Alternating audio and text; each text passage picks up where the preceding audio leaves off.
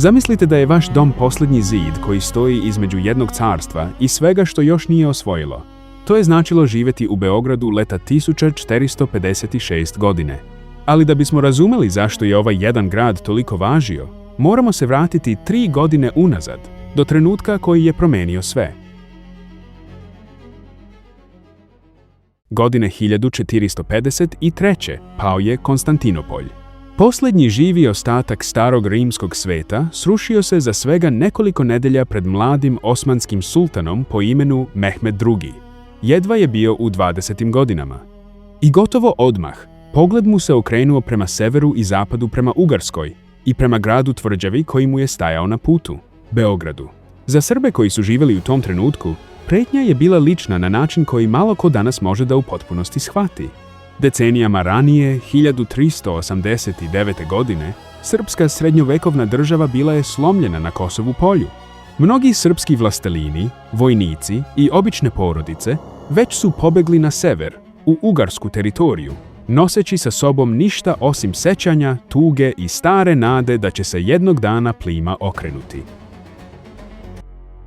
Beograd im je postao više od granične tvrđave. Postao je utočište. Linija koja jednostavno nije smela ponovo da se prelomi.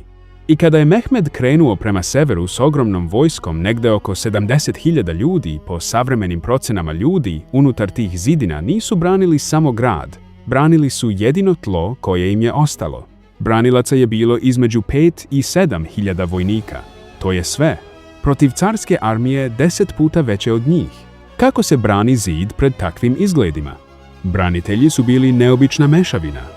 Ugarski veterani, srpski borci koji su poznavali svaki zavoj reka i svaku slabost terena, i hiljade neobučenih seljaka koje nije regrutovao ni jedan general, već slabašni franjevački fratar u 70. godinama Ivan Kapistran, koji je hodao od sela do sela noseći samo drveni krst i nepokolebljivo uverenje da ova borba ima smisla. Na čelu stvarne vojne odbrane bio je Janoš Hunjadi i Mihajlo Silađi, koji je držao samu tvrđavu dok je Hunjadi van grada skupljao pojačanje. Opsada je počela 4. jula 1456. godine. Osmanski topovi, neki od najvećih na svetu u to vreme, udarali su po zidovima dan za danom. Istoričar i vojni posmatrač Promontorio de Campis procenio je kasnije da je osmanska opsada koštala $500.000 dukata, zapanjujući iznos koji govori koliko se Mehmed predao osvajanju samo ovog jednog grada. Ali Hunjadi je imao nešto što Mehmed nije dovoljno uzeo u obzir. Reke. 14. jula Hunjadi je sakupio improvizovanu flotilu manje čamce kojima su upravljali delimično rečni borci koji su poznavali tokove Dunava i Save bolje od svakog pridošlice. Direktno su napali osmansku pomorsku blokadu i probili je. Odjednom, Beograd je ponovo mogao da prima zalihe i pojačanja. Opsada koja je trebalo da bude brza već je krenula pogrešno po sultana. Mehmed je prebacio pažnju na kopneni juriš. Bombardovanje je nastavljeno. Inženjeri su radili na zatrpavanju gradskih odbrambenih rovova kako bi trupe mogle da jurišaju direktno na zidine. Do 21. jula zidovi su se rušili na previše mesta da bi se mogli krpiti. Sljedećeg dana, 22. jula, Osmanlije su pokrenule veliki napad. Probili su se. Vojnici su se slivali u grad i na trenutak Beograd je izgledao izgubljen. A onda se desilo nešto što nije bilo ni u čijem planu. Seljeci krstari, neobučeni ratari predvođeni onim starim fratrom, izjurili su iz grada suprotno izričitim naređenjima da ostanu unutra, gotovo iz očajanja. Udarili su u kaos ispred zidina. Ono što je usledilo nije bila čista vojna manevra. Bilo je to više kao val gole ljudske volje koji se zalete u vojsku koja nije očekivala otpor s te strane. U kaosu sam Mehmed je jurio napred pokušavajući da obnovi linije koje su se rušile i bio je pogođen i ranjen.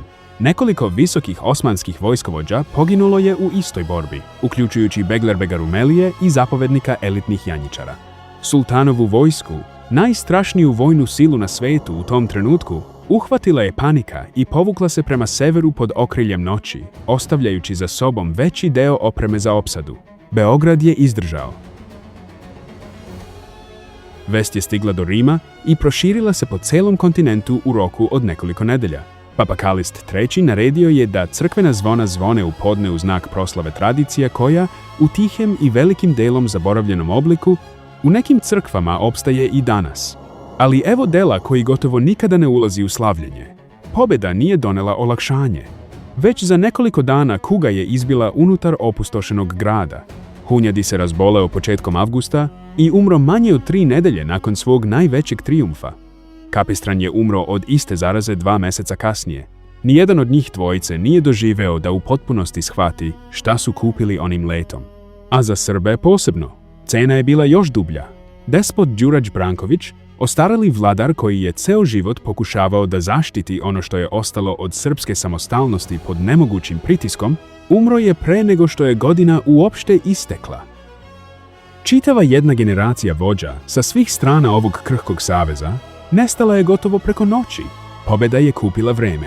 Istoričari se uglavnom slažu da je osmansko prodiranje u centralnu Evropu odložila za otprilike 70 godina. Beograd je decenijama posle toga stajao kao granični simbol grad koji je jednom već učinio nemoguće. Ali vreme nije isto što i sigurnost. 1521. godine, pod drugim sultanom i drugom generacijom branilaca, Beograd je konačno pao. Zid koji je izdržao 1456. nije mogao da izdrži zauvek. Ne biramo trenutak kada nas istorija nešto zatraži, biramo samo hoćemo li se odazvati.